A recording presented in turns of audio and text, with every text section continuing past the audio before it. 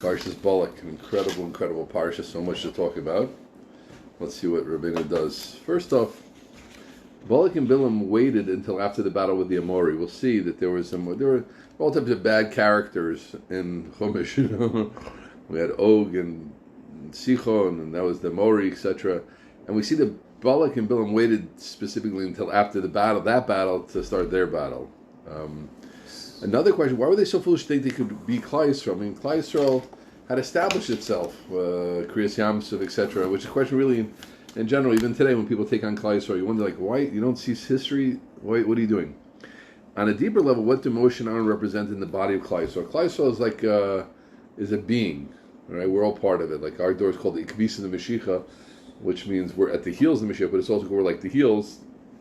Some say we're like the heels of the generations, like the earlier generation, like on a really high level, and we're like the heels, we're way down. And finally, the Gemara says that Sichon is like a wild donkey. What does that mean? A lot more stuff we're going to discuss. Let's see. The Yar Balak ben Tzipor at Kol Asher Asi Yisrael Amori, and he saw everything that was done to the Amori. V'yesh Lavin Halo Gami Az Ksiv Azniv Halo Aluf Yadem Elimov Yachazim Arad. There was a tremendous fear from the time of Kriyas Yamsuf, already of Klal Yisrael. So, meaning the fear, the danger of Klal Yisrael was already since Kriyas Yamsuf. So why are they waiting till the Mori, right? After they saw what Klal Yisrael did to the Mori, right? That's what he saw. That why was it enough to see Kriyas Yamsuf? V'nira hinei kvar dibarnu ein. How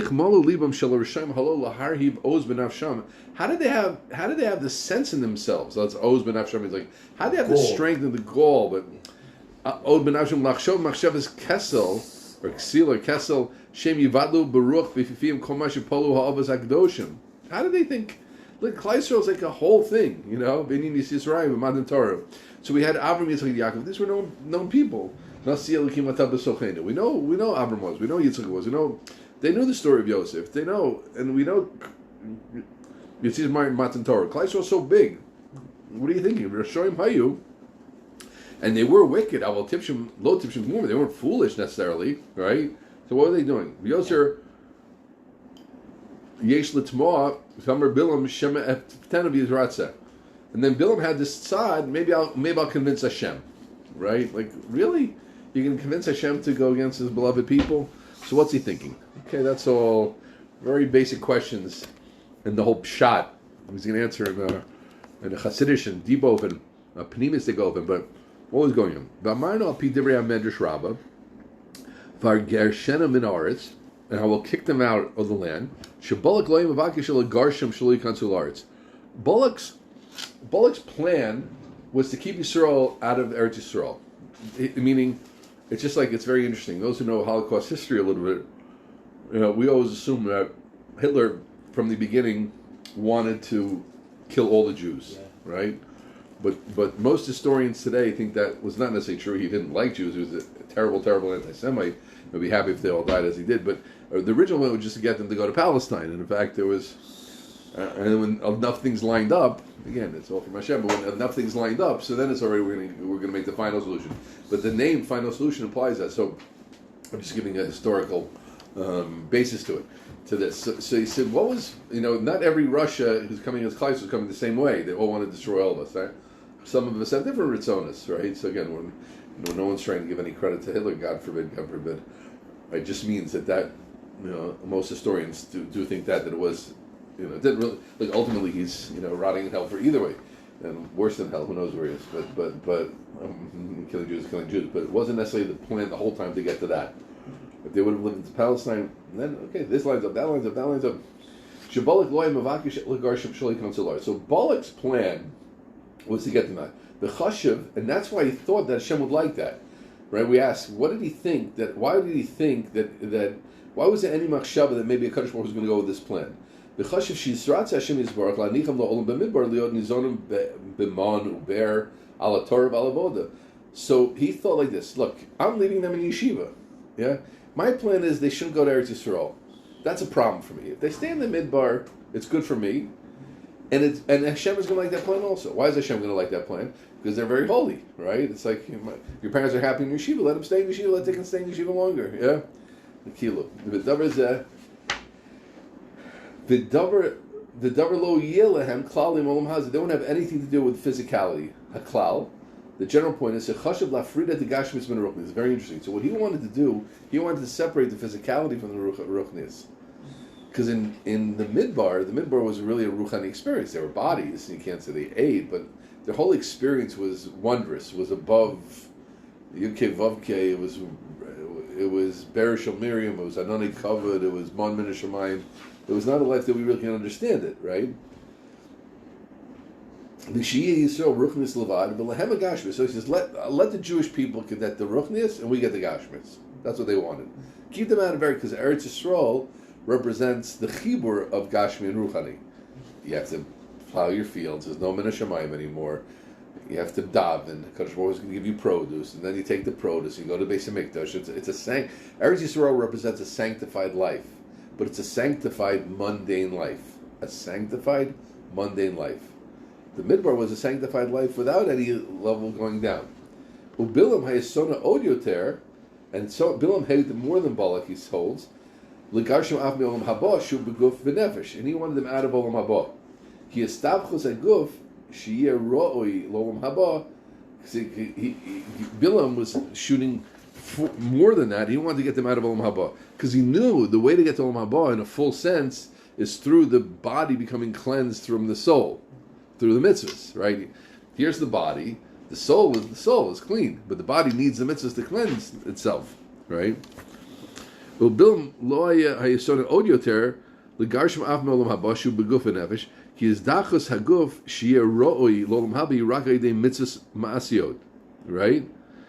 The guf becomes cleaned only through active mitzvahs. Sheikir shalom ba'aretz, and the ikar of positive mitzvahs is in Eretz Yisrael. But so that's why a person has to run after mitzvahs. The person does chesed. Someone says, "Oh, why do I have to do so much chesed?"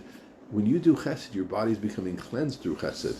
When you get stuck, your hands are being cleansed. There's like we're going to talk about. In Yeshiva, we emphasize Talmud Torah a lot. Talmud Torah is like a cleansing of the head, which everything is dependent on that, but there's a cleansing of the body. A person is osik and chesed. Yeah? That you bring your whole body into the picture.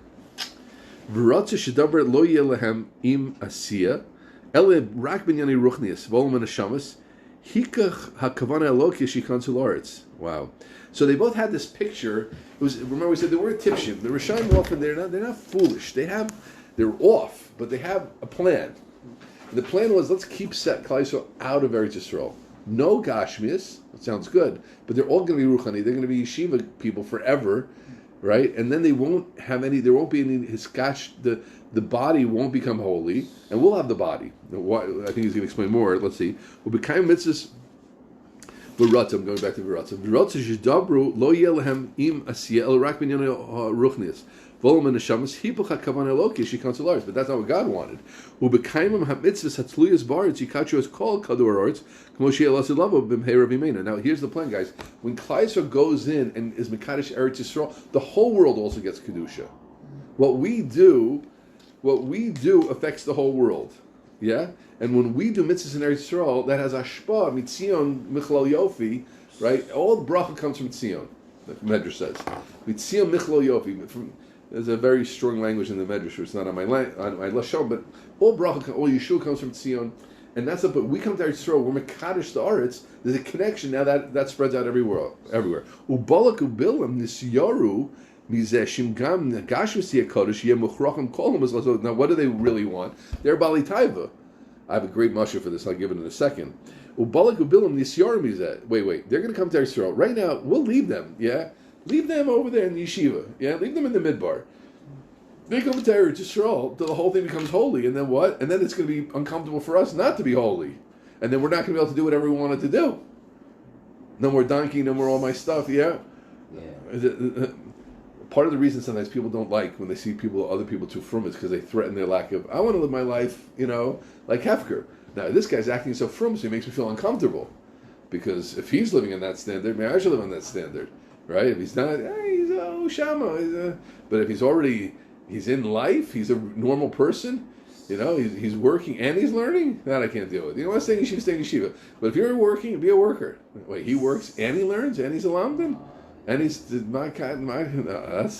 That's the feeling. Very, very interesting. Balak bilam this yarmiza shim kain shim gama gashmis tia kodesh yemuchrochem kol umas lazov tavasam hamaguna likana lekdusha kamo shielasa. That's what's going to happen. What's going to happen eventually, right? What's the picture eventually? There's going to kedusha come to Klai, so it's going to get to everybody. And some people say, you know what? I like life now. Even it's true now. I remember when I was in high school. So someone said, "You really want Mashiach to come?" Look, I like my life now. Yeah, I like this World Cup. Is there going to be a World Cup is the world going to become Mashiach comes? Probably not, right? So one saying, we're going to have to give up the World Cup?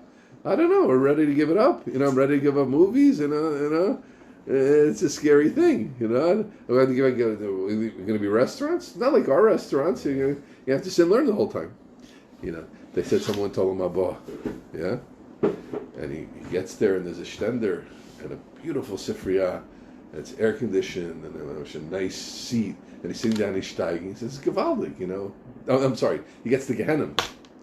He had to go down south. He gets to Gehenna, and he's saying, "What's so bad? There's svarim here. There's a stand there. It's a comfortable chair, air conditioning. They told me it was going to be hot down south. Not hot at all." And he's steiging, 5 minutes, 10 minutes, 50 minutes. Yeah. And suddenly he's like, well, suddenly he says, "I have to get a coffee." Yeah. To go outside. He gets up. So getting up, and the big hand pushes him down. Here, we get you the coffee. Yeah, that was his ganem. That's his joke. That was again. You can't, right? Are you ready for a ruchniistic life? It's not so simple.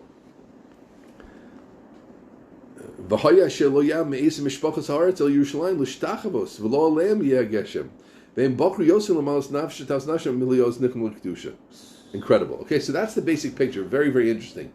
So, also, what I love about this, again, he's taking this story in a certain way, and we'd have to look through the whole Yukim and all the parsha, things like that. But Bilam and Balak was a whole ruchniistic battle. It was, on the surface, what's going on in the Chumash, and that's a fair way to learn the Chumash. They were nervous, they're going to come. It was all about two nations, Bosnia, Croatia, Russia, Ukraine, etc. That's what's going on. No. There's a much, much deeper ruchniistic battle going on. What they didn't want, and their whole plan, and they thought they could convince a Kadosh Baruch Hu to leave. We want to Kadosh Baruch Hu, we want to leave Klai Yisrael Yeshiva. Yeah. Why do you want that? Well, we want it to be Yeshiva. It's good for them. It's good for everybody. Wait, why do you want that? No. They thought they could convince Hashem. What was their havamina? Because that sounds good. You'll stay more time in Yeshiva. Why do you want him so much in Yeshiva? You know why? If he comes home, he's going to make us all feel bad. They're going to change the balance of the world. If Klai Yisrael gets to Eretz Yisrael, he can change the balance of the world. Suddenly the land's going to become holy, and it's going to spread out, and there's going to be a whole tikkun. We don't want that life. We're having a good life. Balak's happy, Bilam's happy. That's what they didn't want. It was a very deep ruchniistic. By the way, I should just point out, obviously I'm not saying an exact comparison, but those that know that the Hitler writes in Mein Kampf, I think is there, that we come to unshackle mankind of the shackles the Jews have put on us, the shackles of our conscience, the shackles of the mind, on the soul and the body. What was the shackle on the body? Bris Milah. What was he spoke about a soul. What was the shackle on the soul? Conscience. Incredible. Meaning what? They didn't want, the Jews represents, that's a sinner. Part of the reason Goyim hate us so much is because we're making the world consciousness. Don't live the way you live. Someone lives differently. The world, there's more to the world than your taiva.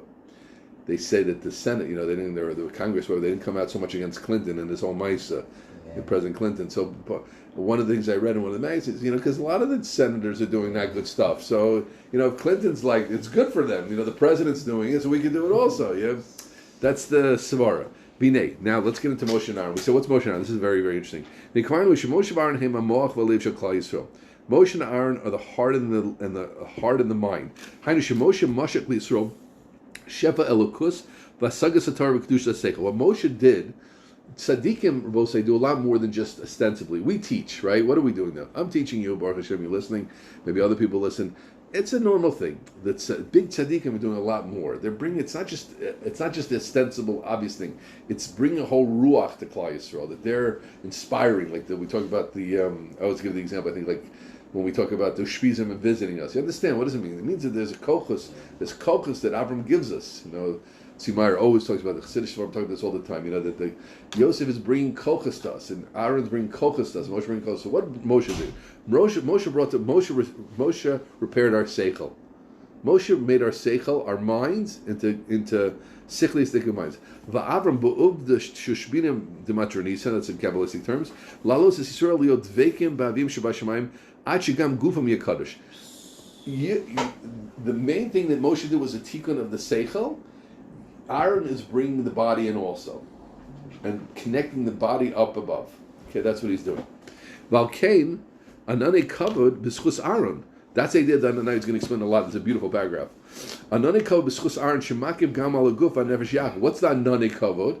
Anane kavod, your body is also b'chlal. That's right. The anane kavod means the ruchnius is surrounding not just your seichel, it's your body. That's what Aaron brings.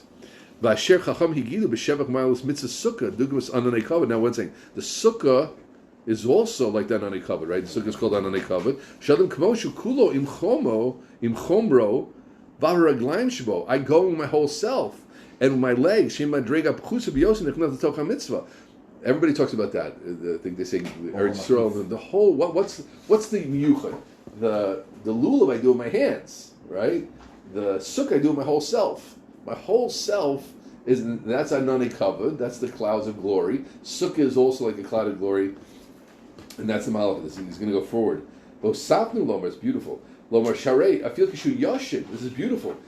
Even when you sleep, right? What's sleep? Sleep means you sleep here like sleep is like a dead man. Yeah. Yeah. What is it? It's mamash so physical. One of the Kinyani Torah is miyat shena, not sleeping too much, because shena is very physical. It's a very physical activity. Yeah, when you sleep in the sukkah, because that party is also b'chlal, right? That's Arondik. A little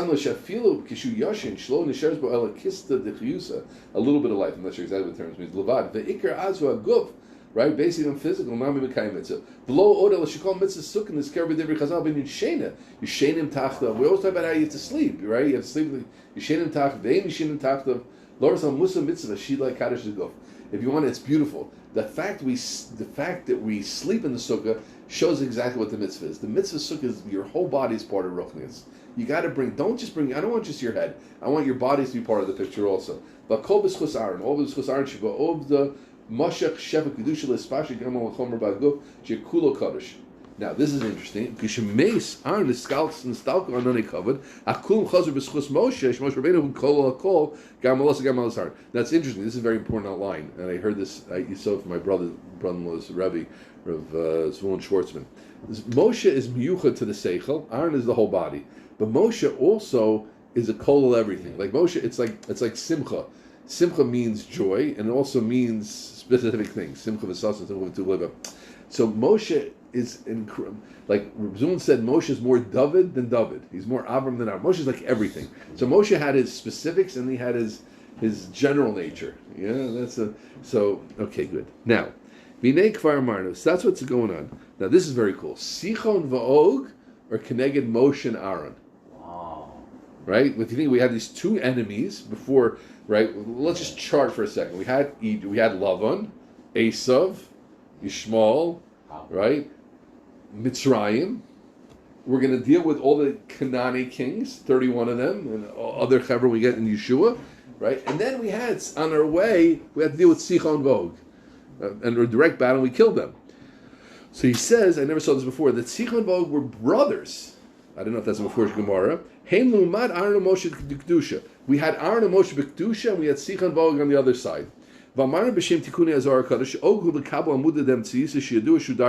I don't understand that as a Kabbalistic, but the point is for us that Og is against Moshe. That means Sichon is against Aaron. So what does it mean? That means Og is trying to mess up our machshavas, and Sichon is trying to mess up the connection that our body has to holiness. Yes? The Sichon nirashuhu lumat darga d'Aaron k'moshe Aaron Moshe kedusha b'avodaso gam al guf v'achomer lumat zayit klipoto shel Sichon disgabris koach hachomer shebal yer b'nyin kedusha miskashim v'holech. So it's incredible. I never saw these ideas before. The yesod of Sichon was to stay separate. Let the body. You can have good machshavas, but your body is hefkeris. Do whatever you want to do. Right? I'm the professor in class, not outside the class. That's the Ani Lo Kadosh. We asked this kasha. It says Sichon is like a wild donkey. It says Siach Hamidbar, Sayach Hamidbar. I think it's Sayach Hamidbar. Sichon Sayach Hamidbar. This is the Gemara in Rosh Hashanah. Chamor habar, which means a wild donkey. Bar is outside, right? Wild, like outside. Bereshis chayot habar. Shu chumrius yotzei mi yeshuv shalom. That's like a wild donkey that's outside of the ways of the world. A wild donkey running around. You have a domesticated donkey, takes you down Grand Canyon. Have a wild donkey. Sichon's like a wild donkey because his chumrius, his physicality, is never brought in. Yeah. We're turning the page. Roy el midbar. That's why he spends some time in the midbar. That's midbar represents no yishuv. Who yoshiv b'cheshbon. Now this is Givaldi. Both sides. It says that Sichon was sitting in Cheshbon. That means literally his city was Cheshbon. But Cheshbon in Chazal also represents the idea of making a Cheshbon ol nefesh. What are you alive for? Like we talk about. The Mesilas Yesharim brought this Chazal, right? It says, Sichon Yoshi b'Cheshbon ma Cheshbon Shalom. Schar mitzvah keneged Seder, schar v'er keneged Seder. That's it. So Sichon, I saw this in other Sforim also. Sichon throws off the Cheshbon. Sichon sits in Cheshbon literally means Sichon's city is Cheshbon. Cheshbon means calculation. Cheshbein means to calculate in modern Hebrew. So Lasot Cheshbonot means the Cheshbono Shel Olam. The word Cheshbon. Yeah. So he says, what's the idea? He stops that. Ki lachshov Cheshbono Shel Olam tzarich l'chol pochot shelo yeh lo yoter achar tav v'zechomris. You can't make too many cheshbonos. I think Rabbi Schoonmaker spoke about this the other day also. You go tell a guy who's running after taiva, running after an alcoholic. Let's make a cheshbon. Is it good for you? Not good for you? It doesn't speak to him. The calculation doesn't speak because I'm too gashmistic, right? Just like a dayan, even someone at a very high level who has a negia, who has a proclivity, has a bias, he doesn't see it straight. That's why Sichon. So let's say Og is against Moshe. Og throws out the machshava. Aaron is bringing the machshava kedusha of Moshe into Klal Yisrael. Yeah, he's making shalom down below. Cheshbon is a brother of Sichon. His job is to take all the bad ideas of Og and bring them out, and that there shouldn't be the klippas, that there shouldn't be connection between the body and this all. And that's why he sits b'Cheshbon. He throws off the Cheshbon because when a person, it's so true, right? We all know that. What we want to do is so strong. We want to have a tithe or something. All the Cheshbon goes out the window. As the law is there, it doesn't help. Okay, but came to now. Kishemes Aaron Vistalke and Nane Kavod. Now he's putting it all together. When Aaron died and the Nane Kavod left, right? That's right now. Miyad B'Yishma Haknani Melech Arad Hu Sichon. Sichon came to attack. Sichon attacks. Why? Why did Sichon wait till Aaron is gone? So on one level, just a spiritual strength, but it's more specific than that. Because when Aaron is there, I know I can't beat them. Aaron is my nemesis. Aaron is the koch keneged me. I don't have a place. When Aaron's b'kedusha, so Klal Yisrael is strong, right? Spiritually. I don't have a place. They were sophisticated, these enemies. Shekol zman she'Aaron hayekayim v'pol b'avodas pashas kedusha gam al aguf lo yam makom leklipa sichon aval achar mitzvahs Aaron estalka anonei kavod kanal shu inyan espashas kedusha gam al, and that's what the anonei kavod represent, right? What was the anonei kavod? The sukkah, right? Aaron brings the kedusha that surrounds us, like the sukkah, even the shena, all that. Yes, and now Aaron leaves. Oh, no more anonei kavod. The body is now in a dangerous position. Sichon says, now I can attack. Now they're ready for getting my message. Don't be so holy. You want to have nice machshavas? Okay. My brother O can tell you some good ideas. Maybe you want to have some ideas from Moshe, but I don't want your body to be holy. Okay, can we let's be normal, yeah? Unbelievable. V'haisa rotze klipa sichon l'tgaber. V'afal v'yadrash u'malek, right? But Chazal say that it wasn't really Sichon, it was Amalek. Mikol mokem like bashir shini liok Sichon. But they wanted to. Amalek was acting like Sichon. Why? Right? It wasn't just Amalek wasn't just doing. Amalek wasn't just dressing up. They wanted to dress up Dafka like Sichon because they wanted to draw Sichon dekakokas into themselves. Ach biyard the yisol neder kiddush lashon nundar shu lamalam meshivas yimei binyan. Okay, whatever. And then Klal Yisrael made a neder. Neder is above all that, right? Which I didn't go into so much. V'lafi amur. Okay, so now we're both saying, so wow, that's what's going on. Incredible. So let's just follow. What did he set up? We learn what Moshe was. We learn what Aaron is. We learn what Og was. We learn what Sichon was.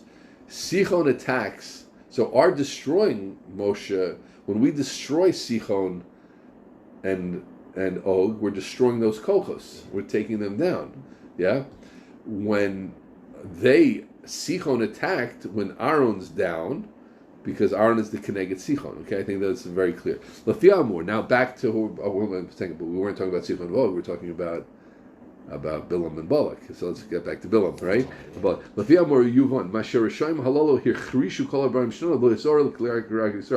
our question was, wait, why did they wait so long, right? Well, go back to the original question.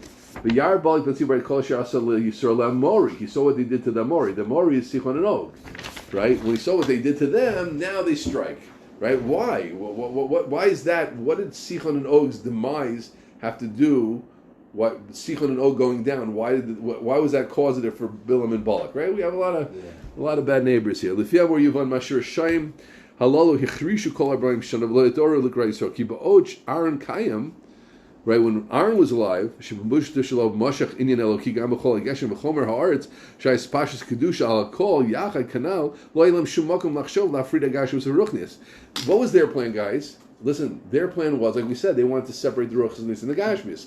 Leave Klal Yisrael and Yeshiva, leave them in the Midbar, and now the Gashmis is the Gashmis, so we can have a good time, party time, yeah? Eat, drink, and be merry, for tomorrow we die. That's what the life they wanted. When Aaron is there, who's Aaron? Aaron is the Koach that brings everything together, where it's not going to work. Like a person says, like, I have a bad plan, I have a plan for Rishis, but when that Fermi in the class is it's not going to work. Yeah. So Aaron's Koach is so strong, Bilam and Balak know they can't work Keneged Aaron. Right? Ella acher shemes Aaron choshu shema'ata ein mi she'amod keneged hadavar zeh. V'hinei ba'od shaya sichon kayam va'od kayam shayilu Moshe Aaron kanal hayal kol panim Balak botech behem. Now it's two things. They needed three things had to happen. Really, Shem MiShmuel things had to happen for Bilam and Balak to strike. One is, listen carefully. Here's the two questions. When can we strike? When do we need to strike? Yeah, those are two questions. When can we strike Iran? When do we need to strike Iran? Everybody agree that's it, right? Yeah. So if Aaron's around, no chance. Because Aaron stands against exactly what we wanted to do. Yeah, it's beautiful. We don't, when Sichon and Og are around, we don't need to strike. Because they are standing connected the whole picture themselves. So that's why they waited until Sichon and Og are down, and now Aaron's down, so we can strike. Sichon and Og are down, so we need to strike. That's how it worked. We can when we need to.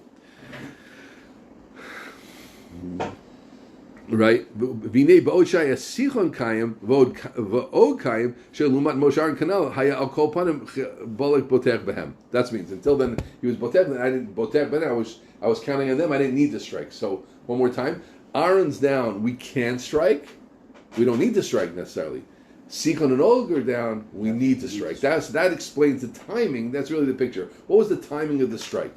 B'nei b'Rashi b'Shem Medrash Sichon lo shalach b'shvil Og lazorlo. Now he's going to one more nakuda over here. It says that Sichon didn't ask Og to go with him. Hainu shechashu lumad madrigaso b'klipa. Sichon said, I don't need Og. So he thought, look, Aaron's not around anymore. I don't need Og with me because I'm the negative. I'm the power. I'm the nemesis of Aaron. So I can go without him. V'nei Moshe nitzech shneim. Moshe beat both. Right? What happened at the end of the day? Moshe beat both Sichon and Og because Moshe has this power of being a kol. Like we said, Moshe's more Aaron than Aaron. Moshe's more Moshe. Moshe's everything. Right? V'hinei Moshe nitzech shneim ki madregas Moshe kol as kol kanan. V'im hiskil Balak b'madregas Moshe yochel amod neged hakol yachad v'im hiskil Balak. If Balak would have understood Madregas Moshe, Shiyochel Lamod Neged Hakol Yachad Lo Hayachoshi L'Gaber Lamod. So really, what should Balak have said? Look, I'm making all these cheshbonos. At the end of the day, Moshe beat Sichon and Og, right? So it means Moshe, I can't beat Moshe at the end, right? Aval Eino Hit also, his eye made him make a mistake. Lakshov Shimasha Moshe Midkaber Al Sichon Ubishvil Shaya Sichon Levado. But he made a mistake and said, you know why Moshe beat Sichon? Because Sichon, he separated them. Sichon is alone. And Og is alone, right? Because Sichon didn't bring Og into the battle, so therefore Moshe dealt with each one, divide and conquer, and that's the mistake they made. Really, what they should have realized was that really Moshe could beat everybody, right? Because but they didn't understand that. And that's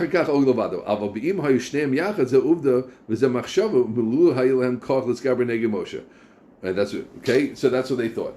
Ukmo kol rishoyim. I'll review the whole thing in a second. Ukmo kol rishoyim shechoshvim tamid sheshotim hayu rishonim. What do the rishoyim always? This is the line I really wanted to get to. What do the rishoyim always think? You know what? Until now, Achashverosh did something wrong.